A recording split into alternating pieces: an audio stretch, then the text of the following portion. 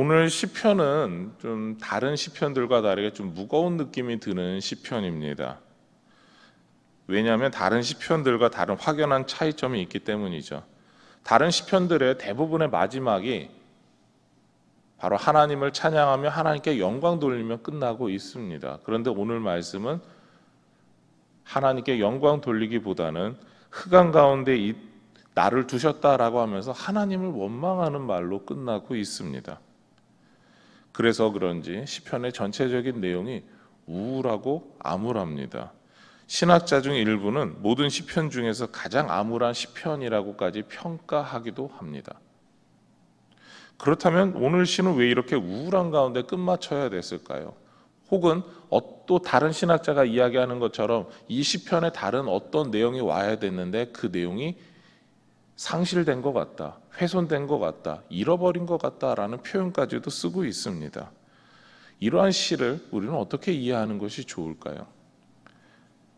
12절의 내용까지 이렇게 첫 부분을 내용으로 나눠볼 수가 있습니다. 바로 죽음을 앞둔 사람의 마음이 나타난다라고 생각할 수가 있습니다.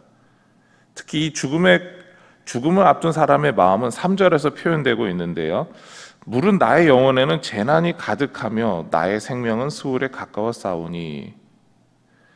시인은 자신의 삶이 힘들었고 죽음의 문턱에 놓였음을 말하고 있습니다. 지금 당장 죽어도 이상하지 않습니다라는 이야기를 하고 있죠. 시인은 이러한 상황은 자신이 원한 상황이 아니었음을 반복적으로 설명하고 있습니다. 특히 10절부터 11절에서 시인 자신의 상황을 이런 단어들로 표현하고 있습니다. 죽은 자, 유령, 무덤, 멸망, 흑암 중, 이러한 표현들이죠. 어떤 시도도 할 수 없고 해결되지 않음을 나타내고 있습니다. 완벽하게 포기하는 것이 당연하다라는 생각이 들 만큼 암울하고 우울하고 분위기가 뭔가 이상합니다. 우리는 시인이 이렇게 힘든 상황에 놓이기까지 아무것도 시도하지 않았을 것이다 라고 판단하고 생각합니다.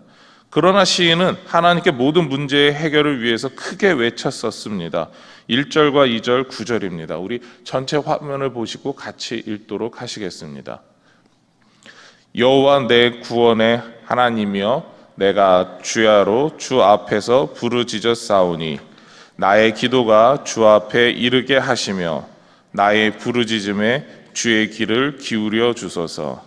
여호와여, 내가 매일 주를 부르며 주를 향하여 나의 두 손을 들었었나이다. 아멘. 시인은 분명히 하나님 앞에 매일매일 기도했던 사람입니다. 심지어 두 손을 높이 들고 크게 외쳐가며 자신의 지금 이런 상황에 대해서 하나님께서 고쳐주셔야 됩니다. 내 기도를 들어주셔야 됩니다 라고 외치고 있었습니다. 이유는 모르지만 하나님께서 이러한 시인의 기도에 대해서 응답하지 않고 계십니다. 그럼에도 계속해서 하나님께 시인은 매일매일 기도했습니다. 기도에 대해서 왜 대답하시지 않는지, 어떠한 기도를 하시기를 바라는지 하나님의 마음을 알 수 없어서 시인은 답답할 뿐이죠. 그런데 시인이 말하는 어려움의 한 가지 특징이 있습니다. 그것은 과거에 일어난 일들이다라는 것이죠. 과거에 일어난 괴로움입니다. 그런데 시인은 어떻게 하고 있습니까? 매일 하나님께 기도하고 매일 그 기도함에 응답해 주실 것이다 라고 하는 그런 하나님이 하실 역사에 대해서 기대하고 있는 사람입니다. 현재까지 해결되지 않은 어려움이, 그 어려움이 포기할 것이 아니라 그래도 미래에는 하나님께서 응답해 주실 것이다 라고 기도하고 있는 사람입니다.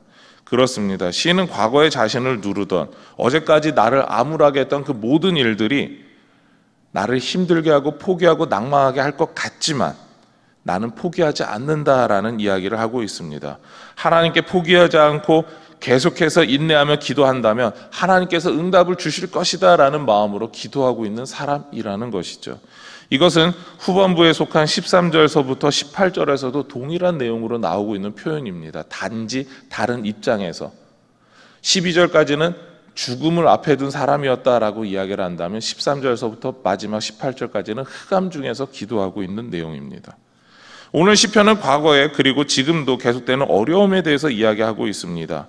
이 어려움은 죽음에 이르는 고통이었고 흑암 중에서 아무것도 할 수 없었던 괴로움입니다.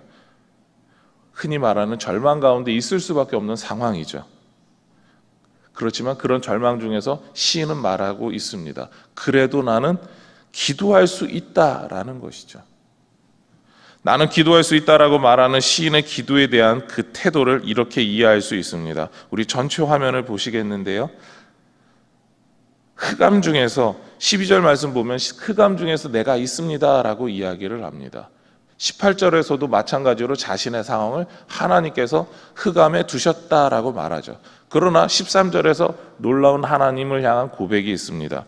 우리 화면을 보시고 13절 말씀만 같이 읽겠습니다. 시작. 여호와여 오직 내가 주께 부르짖었사오니 아침에 나의 기도가 주의 앞에 이르리이다. 아멘. 시인이 바라보고 있는 것은 흑암 중에서 흑암을 바라보고 있는 것이 아닙니다. 바로 하나님께서 응답하실 아침을 바라보고 있는 사람입니다. 지금 응답되지 않았지만 시인이 바라고 있는 간절한 응답, 그 응답의 기도는 아침에 일어난다라는 것이죠. 시인은 암울한 현실에 무너지고 포기한 사람이 결코 아닙니다. 하나님께서 응답해 주실 것을 기대하는 사람입니다. 그래서 시편 88편은 흑암에 있어도 하나님의 회복을 바라는 시라고 말할 수 있습니다. 특히 이 흑암이라고 하는 것을 표제란에 보게 되면 마을 나는 안노시라고 이야기를 합니다. 이것을 직역하면 병중의 노래입니다. 이 사람이 말하는 흑암은 병중이고 고쳐질 수 없는 그 병 가운데 있었다라는 것이죠. 그럼에도 이 사람은 나의 이 모든 병에서 나는 깨끗하게 씻음 받은 사람이 될 겁니다. 나의 모든 병이 나를 떠나갈 것입니다라는 하나님 앞에서 기대와 하나님이 베풀어 주실 은혜를 바라고 기도하고 있는 사람이라는 것이죠. 그렇다면 우리는 시인과 같은 우리 성도는 어떠한 사람인가에 대해서 우리는 생각해 볼 수가 있습니다. 성도는 과거와 현실의 어두움에 무너지는 사람이 아닙니다. 하나님께서 앞으로 우리의 그 모든 문제를 해결해 주실 것을 바라고 하나님께서 우리에게 모든 응답을 주실 그 아침을 바라보고 기다리는 사람입니다. 그 사람이 바로 성도라는 것이죠. 오늘 새벽에 기도하러 오신 모든 분들은 하나님께서 아침에 주실 복을 기대하며 나온 사람들입니다. 이미 밝아오는 아침과 함께 하나님께서 주시는 복을 누리는 사람입니다. 어두운 상황에 무너지고 낭망하지 않죠. 그 모든 이야기를 할 수 있는 말이 바로 이것일 것입니다. 그래도 나는 기도할 수 있는 사람입니다 라는 것이죠. 오늘 하나님께서 우리에게 주실 그 아침의 복을 기대하며 누리며 살아가는 모든 성도님들의 삶이 되기를 소망하며 축원합니다. 우리 화면을 보시고 기도의 제목을 같이 읽도록 하시겠습니다. 우리를 과거의 죽음과 현재의 흑암에서 지켜 주옵소서. 아침의 복을 기대하며 기도의 자리에 있게 하옵소서. 아멘. 기도하시겠습니다. 하나님, 많은 사람들이 우리의 현실이 너무나 억울하고 암울하고 힘들다고 말합니다. 시궁창과 같다라고 말합니다. 그러나 하나님께서 우리를 지금 지켜주고 계시고 보호하고 계심을 믿습니다. 뿐만 아니라 우리가 기도하는 그 모든 것들에 대해서 아침이 밝아오는 것처럼 우리의 모든 것을 응답해 주심을 믿습니다. 우리가 그러한 마음으로 오늘도 기도하며 하나님이 주실 응답을 바라며 기도하는 기도자들이 되게 하여 주시옵소서.